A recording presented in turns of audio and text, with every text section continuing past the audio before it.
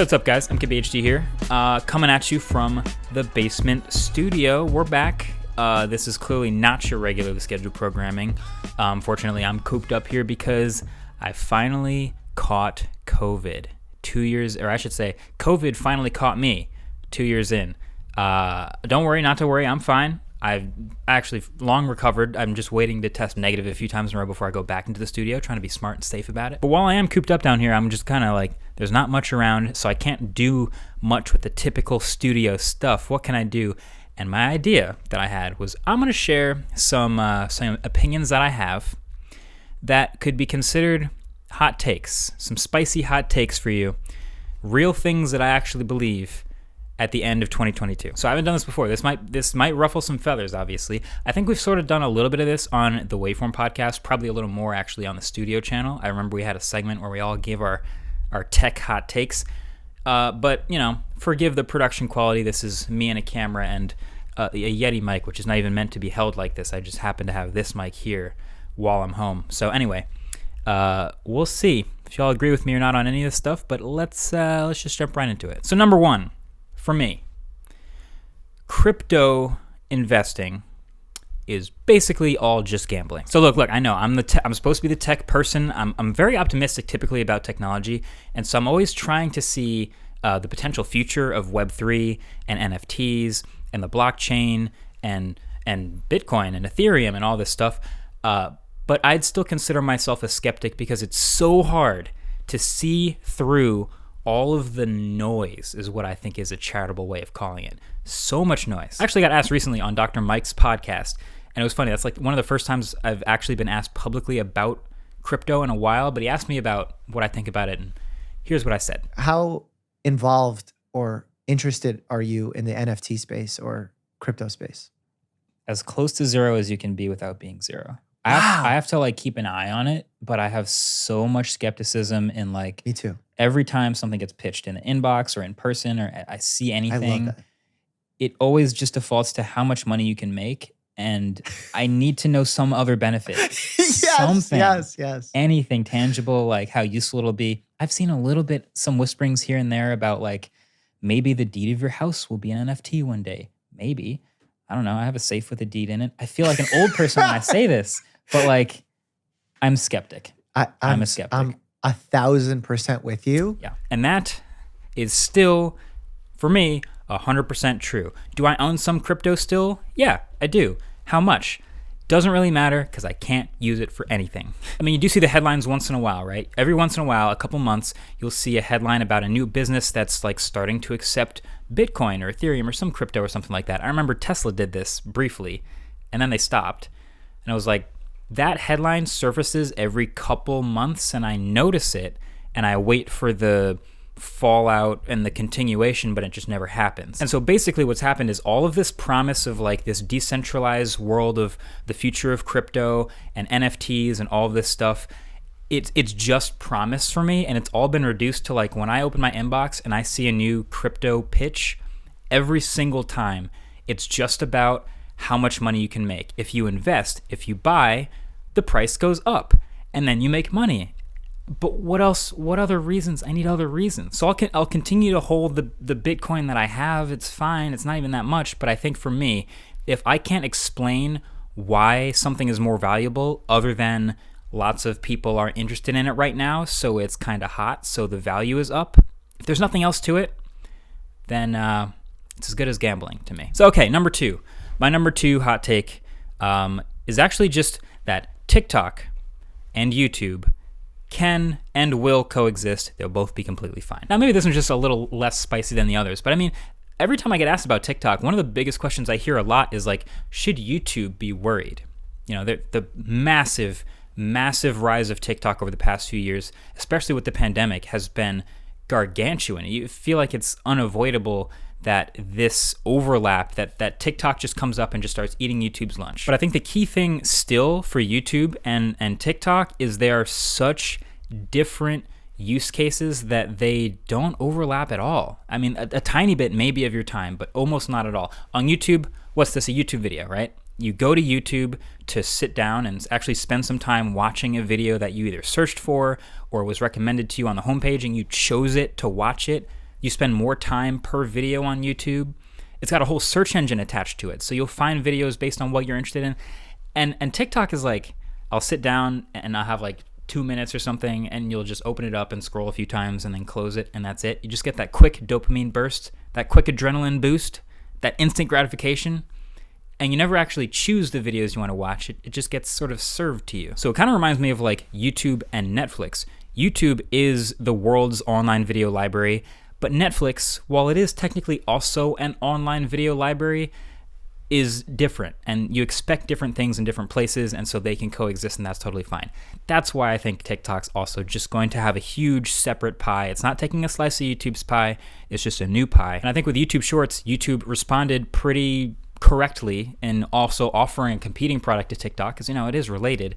And they also managed to beat TikTok's monetization model like right off the bat very quickly. They offer revenue sharing as of either right now or they're about to start, where TikTok is still stuck on the creator, pool that everyone draws money from. So bottom line, they're going to be fine.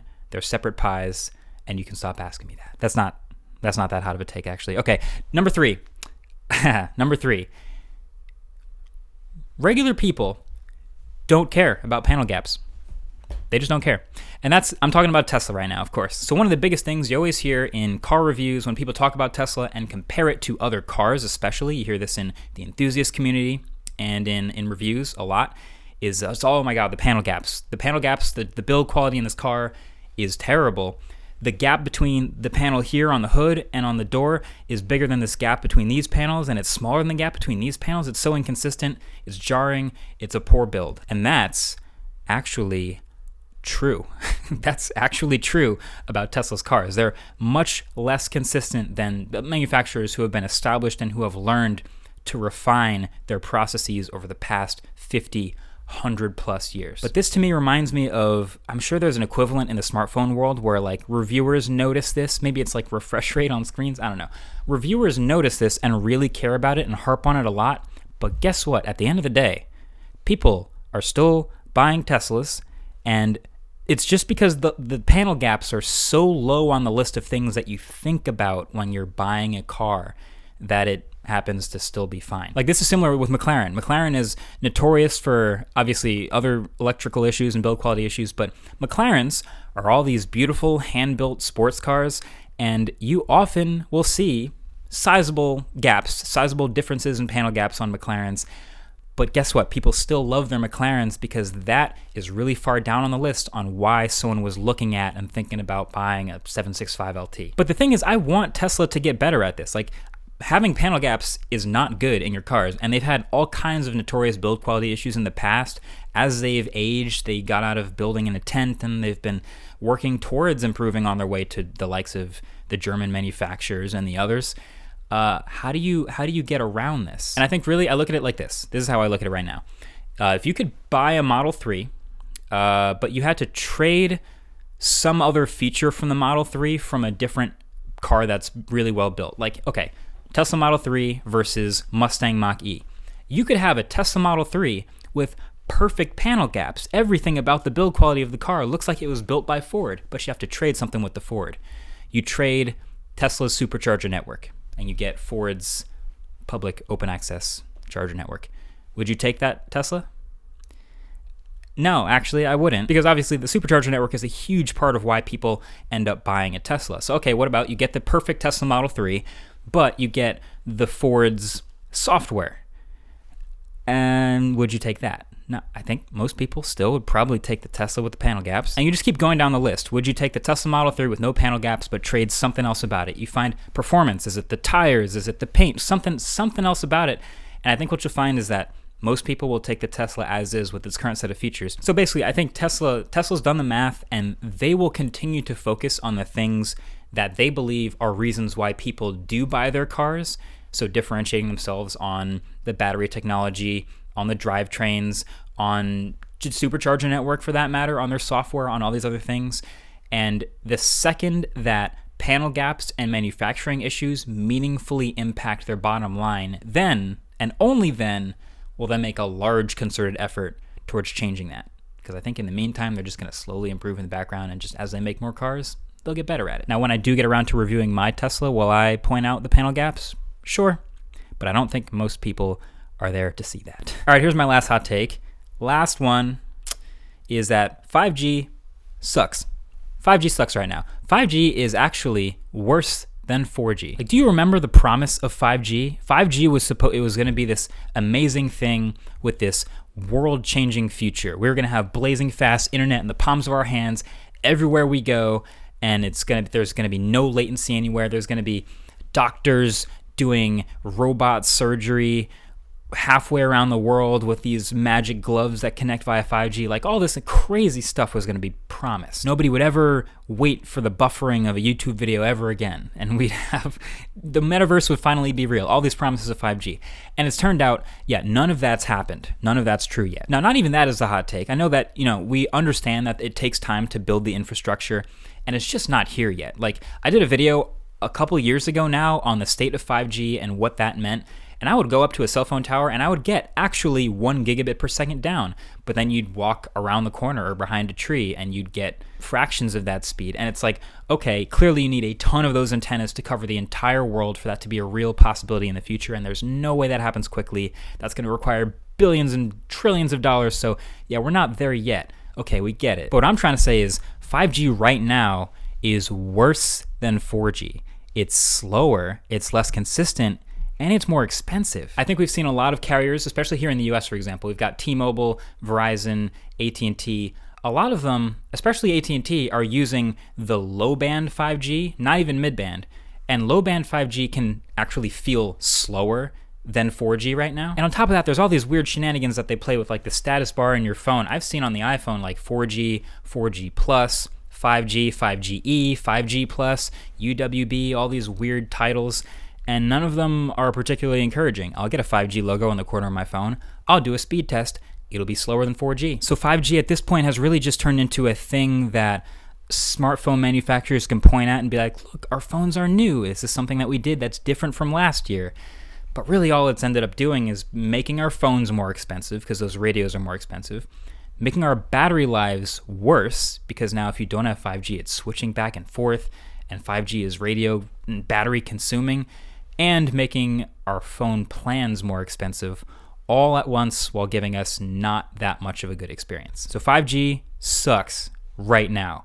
I think also expectations are the thief of joy, and 5G really sucks because the expectations and the promises were like way up here, and we're nowhere near that yet. 5G is brutally bad. Hopefully that changes. I want to be an optimist. I hope a lot of these things change, to be honest. But yeah. Those are my hot takes right now. Here's another hot take. We have the best merch in the entire YouTube game. I'm wearing the Parallelogram sweatshirt right now, shop.unkbhd.com, as I wear the Madian shirt right over it. No, that's not a hot take. Everyone knows we have the best stuff. But anyway, that's been it.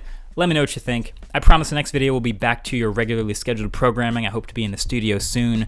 Fun episode of the podcast just went up. Check that out. But in the meantime, I will see you guys in the next one. Peace.